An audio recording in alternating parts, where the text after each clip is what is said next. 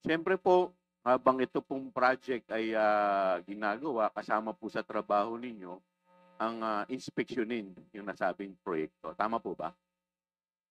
Your Honor, somehow, nag-expect po ako ng project. Somehow. Ganito po, if I may allow to explain, Yes, Your please. Honor. Pakipaliwanag po sa amin. Meron po kasing project in charge.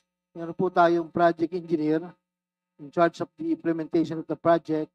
Meron po tayong section implementing the projects. They are the sections implementing all the projects, Your Honor. Pero lahat ng project dapat tinitingnan mo rin kahit papaano. Tama Yes, po ba? Your Honor. Okay, thank you.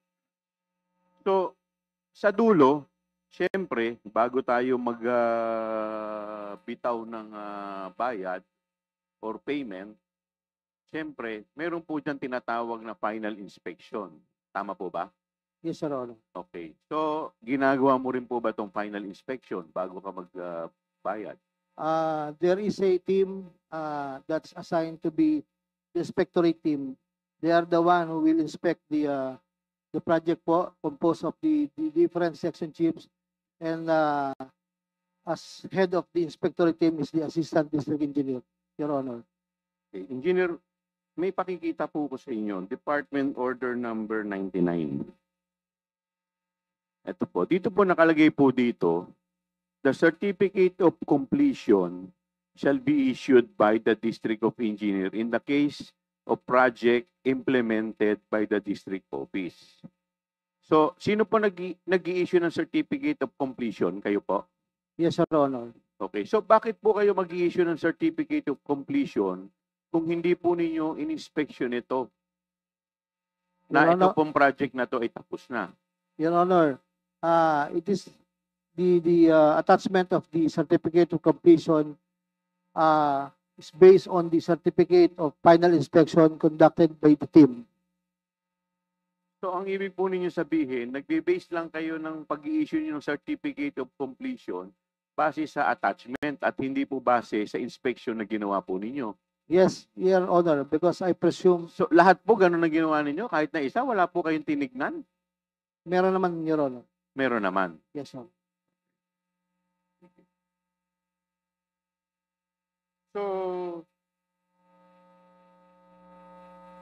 So is it safe to say na siyempre, dahil tinitignan ninyo yan, pag nakita ninyong kumpleto, i-release niyo yung certificate of completion.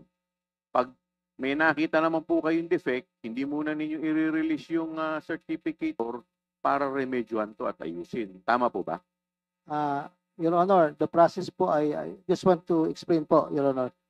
Meron po kaming team na nagva-validate doon po sa mga defects po na bago po inspeksyonin ng final inspection team, sila muna po ang magbabalidate po ng mga defects if ever meron po. So hindi po ninyo tinitignan lahat. Hindi, Your Honor, hindi po. Because, So basta issue lang kayo, naniniwala kayo dun sa papel na binigay sa inyo na kompleto, kaya mag-i-issue na lang kayo. yes, Your Honor, there is a presumed regularity of the documents presented to me, Your Honor. Nakita mo yung mga projects na dinescribe ni pinakpinisinta ni Congressman Joel Chua. Yes, Your Honor. Do you believe you are responsible for that?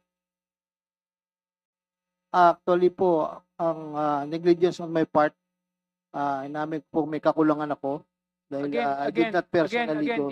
Do you believe you are responsible for that? The Ghost Project na sinabi ng Presidente, yung mga kakulangan sa mga materyales, sa kakulangan ng mga delivery ng supply ng materials, do you believe you are responsible for that? Yes, Your Honor. Thank you. Thank you, Mr. Chairman. This is in line with the questioning of my co-chairman, Joel Chua.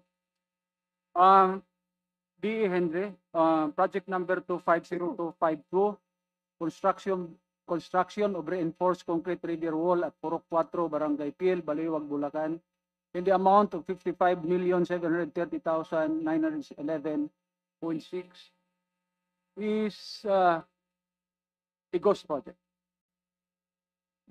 I think, yes, Your Honor.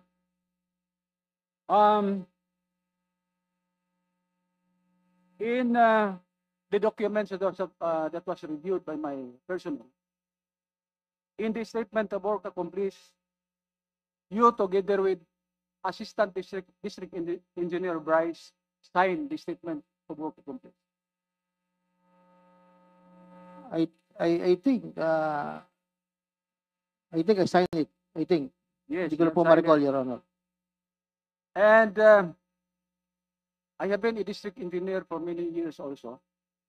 Before I sign anything that is presented to me, especially if it's the final payment, I will always check whether or not totoo ang mga binigay sa akin para pirmahan.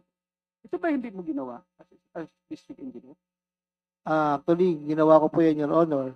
Ang katotohanan po niyan, every Monday po, meron kaming staff meeting, all the section chiefs, nagpe-present po sa akin ng mga accomplishment through photos, Your Honor. Nang chinek mo ito, hindi mo pinuntahan doon sa mismo sa site ang mga project mo? That particular project, no po, Your Honor. Bakit? I rely on the signatures of my personnel, Your Honor. Who approves the final payment, the voucher? It was first signed at me, Your Honor. Ako po ang final. Meron pong signature ang implementing section and the accountant. Then ako po yung pinakahuli. Anong attachment ng LDAP? Before you resign the LDAP, anong mga requirements bago ninyo mapirmahan ng LDAP? I think yung voucher po, Your Honor. Yes. Voucher ang kailangan. Yes, Your Honor. So approve ba ang voucher nito o wala? Hindi ko po ma-recall because I'm not the one who paid the final I payment. have Your in Honor. my hands na ang voucher nito hindi pirmado. Hindi ko rin po Bakit? masigurado. Bakit inyo pinirmahan ng LDAP na walang supporting document? Your Honor, ang LDAP po ay dumadating sa office ko na purely LDAP lang po yung nasa table ko, Your Honor. So, nagre-rely ka lang sa project engineer mo, construction engineer mo, project engineer mo, project in charge mo. And also Lahat susubo sa iyo, pipirmahan mo. to my accountant, Your Honor. Lahat ng ibibigay sa iyo, pipirmahan mo. Yes, Your Honor. Ganun ba yun? Ganun ba ang district engineer ngayon? Because I trust them, Your Honor. 55 million pesos, i-trust mo lang sa mga tao.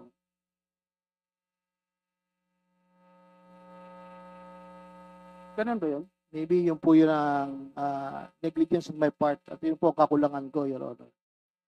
Ano ba yung pagkakasagot mo? Hindi po, marami lang pong dumadating na papel po sa Maraming akin. dumarating na apel sa'yo Your Honor. na yung iba ay hindi mo na talaga pinag-aaralan. Pinag-aaralan lang po, but sabi ko nga po, Your Honor, I based my signature on the reports and signature. Kanina, binanggit mo rin na District Engineer Alcantara na yun ang kakulangan mo. Ano yung kakulangan mo? Pakipaliwanag mo nga sa amin, ano yung kakulangan mo? Ang binabanggit ko pong kakulangan ko ay yung kakulangan kong puntahan po yung project dahil nag-rely lang po ako dun sa mga nakapirma pong mga tauhan ko at tiwala po. Hindi lang kakulangan niya, malaking kakulangan yan. Hindi mo napupuntahan. Sapagkat mandato mo rin na-monitor yan tama? Yes, Your Honor. Hindi mo napupuntahan dahil may tiwala ka, correct? Yes, Your Honor. Tignan nyo Ayan. Ibig sabihin, kung ilang mga proyekto hindi mo napupuntahan, wala ka napupuntahan proyekto. Binanggit po kanina, meron naman po akong napupuntahan. Kanina, binanggit yung mga proyekto mo na hindi pa tapos Ibig sabihin, lahat ng mga proyektong sinabi ng ating Pangulo na hindi pa sinimulan pero nakalagay completed na, hindi pa tapos pero nakalagay completed na, kasalanan yan ng district engineer. Tama ba ako? Mali. Yes, Your Honor. Yun pala naman dapat talaga kasuhan ka. Tama? Tama ba ako mali? Yes, Your Honor. Yun.